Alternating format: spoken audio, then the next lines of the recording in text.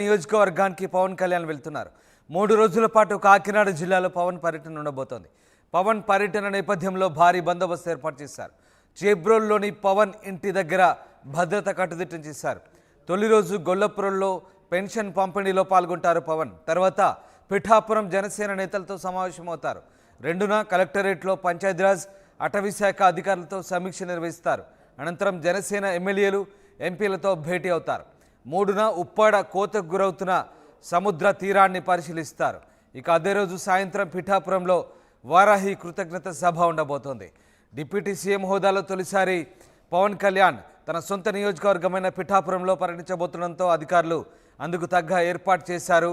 వివిధ శాఖల అధికారులతో ఆయన సమీక్ష నిర్వహించబోతున్నారు.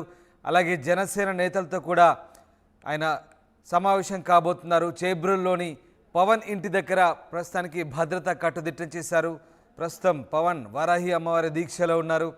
ఇక పవన్తో జనసేన ఎంపీలు ఎమ్మెల్యేలతో భేటీ కూడా ఉండబోతుంది. మరోవైపు 3వ తేదీన కూడా బిజీ షెడ్యూల్ గడపబోతున్నారు. సముద్ర తీరంలో కోతకు గురవుతున్న ఉప్పాడ తీరాన్ని ఆయన పరిశీలించబోతున్నారు. అదే రోజు సాయంత్రం పిఠాపురంలో వారాహి కృతజ్ఞత సభ పేరుతో భారీ బహిరంగ సభను జనసేన శ్రేణులు ఏర్పాటు చేస్తున్నాయి. మొత్తం మీద పవన్ కళ్యాణ్ బిజీ షెడ్యూల్తో గడపబోతున్నారు. పిఠాపురంలో 3 రోజుల పాటు పవన్ కళ్యాణ్ డిప్యూటీ సీఎం హోదాలో తొలిసారిగా పర్యటించబోతున్నారు.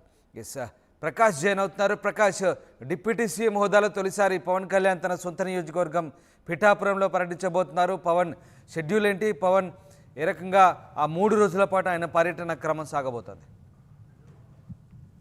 ఎస్ రామదాస్, జనసేన అధినేత పవన్ కళ్యాణ్ పిఠాపురం నియోజకవర్గంలో గెలిచిన తర్వాత తొలిసారి పిఠాపురం నియోజకవర్గానికి డిప్యూటీ సీఎం హోదాలో కూడా పిఠాపురంకి రాబోతున్నారు. రేపు అంతా కూడా రేపు అలాగే ఎల్లుండు మరుసటి రోజు 3 రోజులు కూడా పిఠాపురం నియోజకవర్గంలో పర్యటించినందుకు ఇప్పటికే షెడ్యూల్ కూడా ఖరారు చేశారు. ఆ షెడ్యూల్ ప్రకారంగా జనసేన అధినేత ఉప ముఖ్యమంత్రిగా ఉన్నటువంటి జనసేన అధినేత పవన్ కళ్యాణ్ రేపు పిఠాపురం రాబోతున్నారు. రేపు పిఠాపురం ప్రధానంగా చూసుకుంటే ఆయన విజయవాడ నుంచి నేరుగా రాజమండ్రి వస్తారు.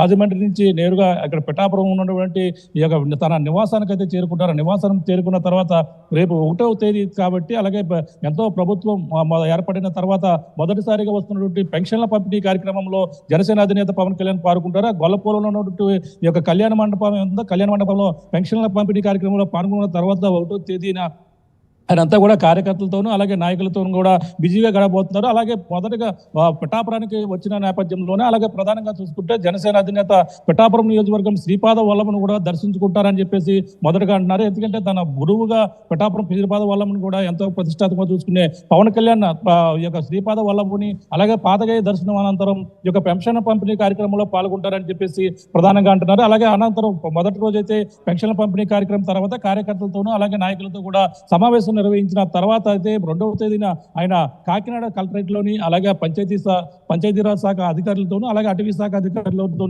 సమీక్షా సమావేశం 2వ తేదీన అయితే నిర్వహించబోతున్నారు. అలాగే ఆ రోజే మొత్తం జనసేన ఎమ్మెల్యేలతో ఎంపీలతో కూడా సమావేశం కాకినాడలో నిర్వహించబోతున్నారు. తర్వాత అయితే ప్రధానంగా 3వ తేదీని అయితే ప్రధానంగా చూసుకుంటే పిఠాపురం నియోజకవర్గంలో ఉన్నటువంటి ప్రధానమైనటువంటి సమస్య ఉప్పాడ సముద్ర తీర ప్రాంతం కోతకు గురవుతున్నటువంటి ప్రాంతాన్ని కూడా 3వ తేదీని అయితే పరిశీలించబోతున్నారు. ఉప్పాడ ఉన్నటువంటి సముద్ర తీర ప్రాంతం మత్స్యకార ప్రాంతాల్లో పర్యటించిన తర్వాత అయితే ఆయన అంతా కూడా మళ్ళీ 3వ తేదీ సాయంత్రమే కృతజ్ఞత సభ అంటే వారాహి విజయ సభను కూడా పిఠాపురం ఉప్పాడ సెంటర్లో కూడా ఏర్పాటు చేస్తున్నారు. దానికి సంబంధించినటువంటి ఏర్పాట్లపై జిల్లా కలెక్టర్ కూడా నిన్న ఉప్పాడ రావడం, పిఠాపురం రావడం, పిఠాపురంలో ఉన్నటువంటి ఈ యొక్క సెంటర్ను కూడా పరిశీలించి అక్కడ ఏర్పాట్లు కూడా దగ్గర ఉండి చేస్తున్నారు. ఈ యొక్క పిఠాపురం ఉప ముఖ్యమంత్రి హోదాలో వస్తున్నటువంటి పవన్ కళ్యాణ్కి అయితే కట్టుదిట్టమైన ఏర్పాట్లతో పాటు ఉప ముఖ్యమంత్రి అధికారిక కార్యక్రమాలతో పాటు పార్టీ ఎంపీలు ఎమ్మెల్యేలతో కూడా సమావేశం ఉండబోతున్నట్టుగా తెలుస్తోంది. జనసేన నాయకులతో పవన్ కళ్యాణ్ సమావేశం ఎజెండా ఏంటి? ఎస్, అంటే ముఖ్యంగా మనకి ప్రధానంగా పిఠాపురం నియోజకవర్గ ప్రజలు పిఠాపురం చేరుకున్న తర్వాత అయితే ముఖ్యంగా ఈ యొక్క తన శాఖకు సంబంధించిన అధికారులతో సమీక్ష సమావేశం నిర్వహించి వాళ్ళతో ఇక్కడ ఉన్నటువంటి సమస్యలపై కావచ్చు అలాగే పంచాయతీరాజ్ సమస్యలపై పూర్తిగా దృష్టి పెట్టి వాళ్ళతో కూడా మాట్లాడి సమీక్ష సమావేశం తర్వాత ఈ యొక్క ఎవరైతే గెలిచినటువంటి ఎమ్మెల్యేలు ఉన్నారో అలాగే ఎమ్మెల్యేలు ఎంపీలు వాళ్ళతో కూడా సమావేశం నిర్వహించబోతున్నారు. తూర్పుగోదావరి జిల్లాలో ప్రధానంగా జనసేన ఎంతో కూటమిలో కాలడమే కాకుండా జనసేన ప్రపంచంతోనే మొత్తం ఉమ్మడి తూర్పుగోదావరి జిల్లాలో క్లీన్ స్వీప్ అవడం ఇది ప్రధానంగా. ఈ నేపథ్యంలోనే భారీగా ఇక్కడ ఉన్నటువంటి నాయకులందరూ కూడా సపోర్ట్ కీలకంగా ఉన్న నేపథ్యంలో వాళ్ళందరూ కూడా కలిసి మాట్లాడి వాళ్ళందరూ కూడా కృతజ్ఞత తెలియజేయబోతున్నారు. అంతేకాకుండా ప్రధానంగా ఈ యొక్క ఏ విధంగా ముందుకెళ్ళాలి, ఎమ్మెల్యేలు ఏ విధంగా నడుచుకోవాలి అనేది కూడా పలు సూచనలు కూడా ఎమ్మెల్యేలు కావచ్చు ఎంపీలు కూడా సూచనలు ఇచ్చే అవకాశం ఉంది. ప్రధానంగా చూస్తుంటే 1వ తేదీన పెన్షన్ల పంపిణీ కార్యక్రమం, అలాగే 2వ తేదీన ప్రధానంగా అధికారులతో సమీక్ష సమావేశం, అలాగే ఆ జనసేన ఎమ్మెల్యేలతో వాళ్ళతో సమీక్ష సమావేశం. 3వ తేదీన అయితే ఉప్పాడ సముద్ర తీర ప్రాంతం కోతకు గురైన ప్రాంతాల్లో పరీక్షించి అక్కడ ఉన్నటువంటి కృతజ్ఞత ఈ యొక్క వారాహి సభలో పాల్గొనబోతున్నారు. ఈ నేపథ్యంలో పవన్ కళ్యాణ్ చేబ్రోలులో తన నివాసం వద్ద అయితే కట్టుదిట్టమైన ఏర్పాట్లు చేశారు. అక్కడ ప్రత్యేకమైనటువంటి భద్రతా సిబ్బందిని కూడా తీసుకురావడానికి అక్కడ వాళ్ళకి సంబంధించిన ఏర్పాట్లకు సంబంధించిన అక్కడ కంటైనర్ల ద్వారా కూడా అక్కడ సిబ్బంది ఉండేందుకు కూడా అన్ని ఏర్పాట్లు కూడా చేశారు. అలాగే పోలీసుల ప్రొటెక్షన్ భారీ ఎత్తున చేబ్రోల్లో ఉన్నటువంటి నివాసానికి అయితే భారీ ఎత్తున చేరుకుని ఇక్కడంతా కూడా ఆయనకి సరైన ప్రొటెక్షన్ ఇచ్చేందుకు కూడా అన్ని ఏర్పాట్లు కూడా చేశారని మరి ప్రధానంగా చెప్పవచ్చు.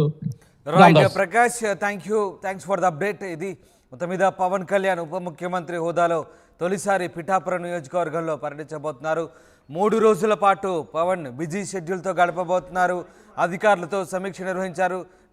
నియోజకవర్గ అభివృద్ధికి సంబంధించిన పనులను ఆయన పర్యవేక్షిస్తారు. మరోవైపు పార్టీ ఎంపీలు ఎమ్మెల్యేలతో కూడా ఆయన సమావేశమవుతారు.